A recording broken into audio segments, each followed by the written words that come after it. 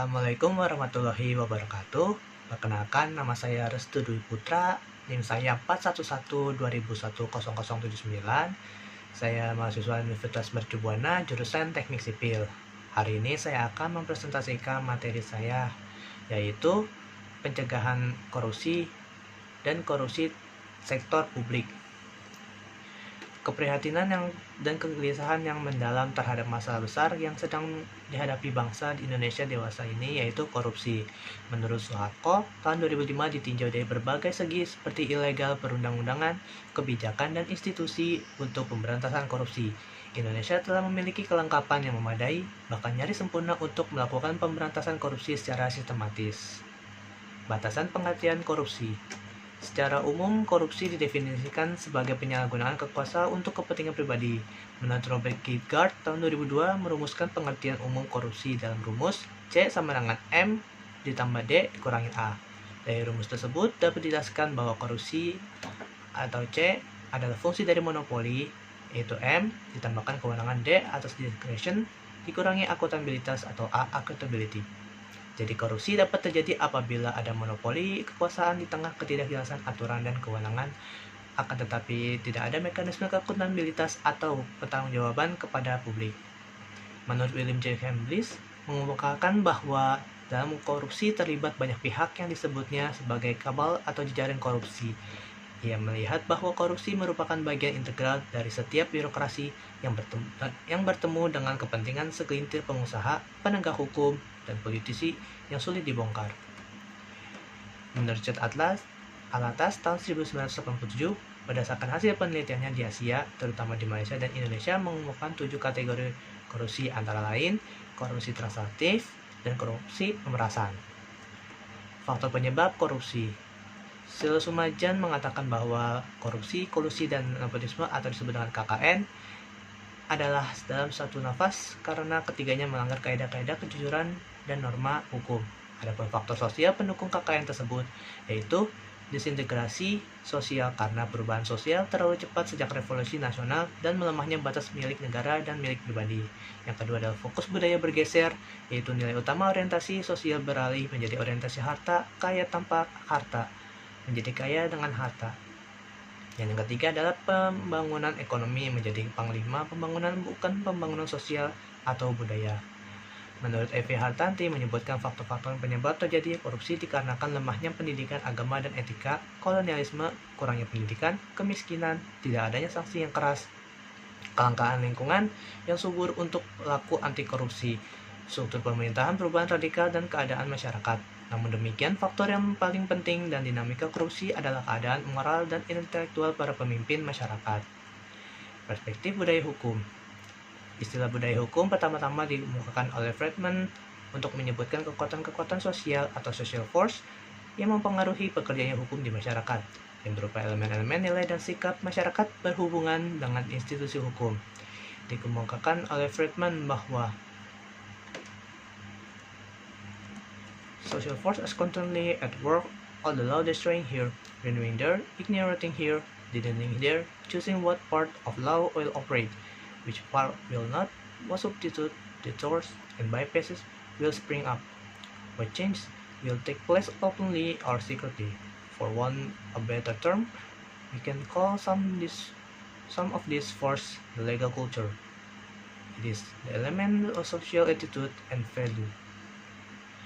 Menurut Friedman, budaya hukum merupakan pada dua hal, yaitu pertama ada unsur adat istiadat dan yang kedua adalah unsur nilai dan sikap sosial. Solusi dibutuhkan penegak hukum. Dalam situasi krisis atau tidak normal, ini dibutuhkan pola-pola cara penyelesaian hukum yang tidak normal atau cara yang di luar kebiasaan atau extraordinary. Akan tetapi masih di dalam koridor atau kerangka dari tujuan hukum tersebut. Cara yang luar biasa ini bukan berarti bertindak anarkis atau akan tetapi berwatak progresif. Berpikir luar biasa pada intinya adalah tidak membaca undang-undang seperti orang yang mengeja sebuah teks, akan tetapi mencari dan mengungkapkan makna dari undang-undang tersebut. Akibatnya mencari makna tersebut yaitu lalu berani bertindak rule breaking. Berpikir luar biasa ini harus dimulai dari kalangan komunitas hukum seperti hakim, jaksa, advokat, polisi, dan akademis. Terhadap hal yang demikian juga banyak pikiran dan pendapat dari para ahli tentang bagaimana cara memperbaikinya. Di antara banyak pikiran dan pendapat yang berkembang, di antara lain berkaitan dengan ketidakmandirian serta merosotnya martabat pribadi para hakim. Oleh karena itu, yang harus diperbaiki adalah kemandirian serta pribadi para hakimnya. Penegak hukum, terutama hakim, harus berpikiran progresif dan berani menafsirkan atau menemukan hukum agar mampu menjawab semua persoalan yang datang di hadapan para hakim, sehingga putusan yang dihasilkan memenuhi rasa keadilan masyarakat. Lalu korupsi sektor pelayanan publik. Indonesia merupakan negara yang berdasarkan Undang-Undang Dasar 1945 dan Pancasila sebagai landasan falsafah negara. Indonesia terdiri dari berbagai macam agama yaitu Hindu, Buddha, Kristen, Katolik, Islam, dan Konghucu. Sehingga setiap orang kebanyakan menilai orang dari segi sosial dan agamanya. Pada masa Orla atau Orba, penduduk Indonesia dikatakan sebagai penduduk yang bersifat ketimur-timuran karena sifatnya memang seperti orang timur.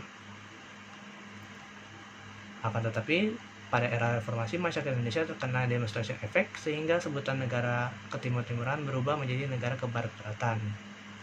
Karena sikap moral dan pada penduduk Indonesia sudah menurun. Undang-undang Peraturan Korupsi. Dengan maraknya korupsi yang ada di Indonesia, maka dibentuklah Komisi Pemberantasan Korupsi atau disebut dengan KPK. Komisi Pemberantasan Korupsi adalah lembaga yang dibentuk dengan tujuan meningkatkan daya guna dan hasil guna terhadap upaya pemberantasan tindak pidana korupsi. Selain itu, KPK juga merupakan lembaga yang independen dan bebas dari pengaruh dalam melakukan tugasnya, seperti yang tercantum pasal 3 Undang-Undang Republik Indonesia Nomor 30 Tahun 2002. Dalam undang-undang tersebut telah dijelaskan mengenai sanksi-sanksi dalam berbagai macam tindak korupsi. Pencegahan korupsi. Korupsi tidak dapat dibiarkan berjalan begitu saja kalau suatu negara ingin mencapai tujuannya. Karena kalau dibiarkan secara terus-menerus, maka akan terbiasa dan menjadi subur, dan akan menimbulkan sikap mental pejabat yang selalu mencari jalan pintas yang mudah dan menghalalkan segala cara. Untuk itu, korupsi perlu ditanggulangi secara tuntas dan bertanggung jawab. Ada beberapa upaya penanggulangan korupsi yang ditawarkan oleh para ahli masing-masing, memandang dari berbagai segi dan pandangan. Menurut pendapat Haji Ismail Susanto, terdapat 6 langkah yang harus dilakukan agar korupsi tidak hilang dan tidak dilakukan oleh masyarakat. Di dalam suatu esainya yang dimuat dalam Harian Republika mengatakan bahwa berdasarkan kajian terhadap berbagai sumber didapatkan sejumlah cara sebagaimana ditunjukkan oleh syariat Islam. Yang pertama adalah sistem pengajian yang layak, yang kedua larangan menerima suap dan hadiah, yang ketiga perhitungan kekayaan, keempat teladan pemimpin, kelima hukuman yang setimpal, dan yang keenam adalah pengawasan masyarakat. Itu saja dari saya, kurang lebih yang mohon maaf. Wassalamualaikum warahmatullahi wabarakatuh.